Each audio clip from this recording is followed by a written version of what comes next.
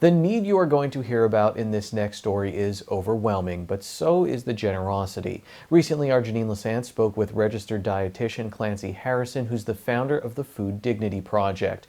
There's a part in this story that just really warmed my heart. We'll talk after.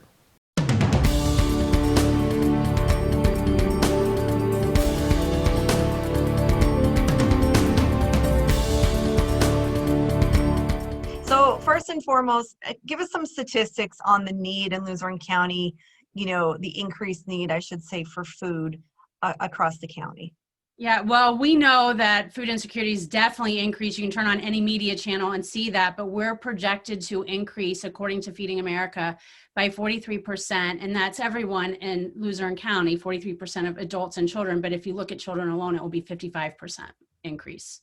Okay, and the Food Dignity Project, what is that?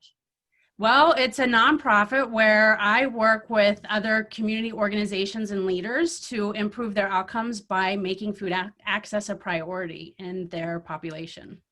Okay, so when you form this, do people donate food to it? Well, I work, so example for Pediatric Associates of Kingston, I work with them. So what's happening with that pediatrician group, they screen their patients for food insecurity. I worked with them to make sure that they had refrigeration, and we sponsor them. So when patients screen positive for food insecurity, they get a sample of the food that we give out, which is a lot of fresh produce, eggs, dairy, milk. And then they get a VIP pass for our food pantry, so they can come every Wednesday and pick up food for their families. So what's happening there is I'm working with that and every organization is different because they all have different priorities and outcomes. But our basic goal is to improve their outcomes through food access with their patients, students, employees, whatever the organization is.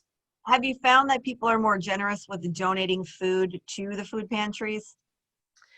Well, during this time, because of COVID, we've actually stepped back with donations of food. We do ask for monetary donations, and I have to say, yes, the increase in monetary donations has definitely come through because we have a lot of media now talking about food insecurity and hunger. And overall, what have you seen when people come in? Is it because, like you're saying, they've lost their jobs? Do they have, children that are with them? Yeah, our car line can be up to 2 miles long. It will wrap around Market Street, and we see, like I said, we see a lot of first-time families. You do see kids in the car. We actually have a balloon artist on site who's making balloon animals for the children in the car because we want it to be a positive experience. That's a big piece of food dignity.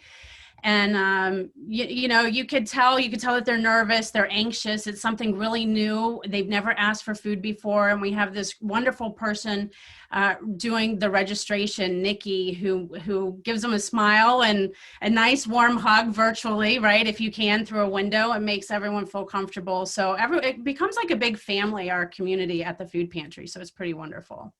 Have you seen spikes in this with how COVID has affected families? Does it seem like it increases and then decreases, or have you seen a steady stream of people coming in need for food? Yeah, it's actually been increasing and increasing and increasing. We hit our pinnacle 2 weeks ago where it was around 2,500 people we served in one day.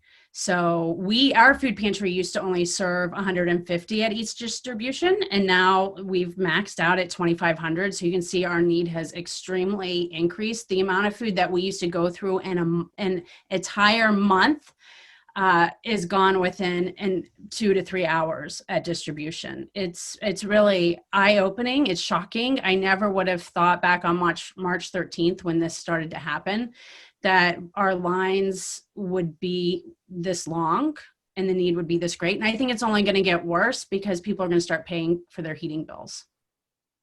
Okay, so moving forward, if people do want to donate, how do they do so?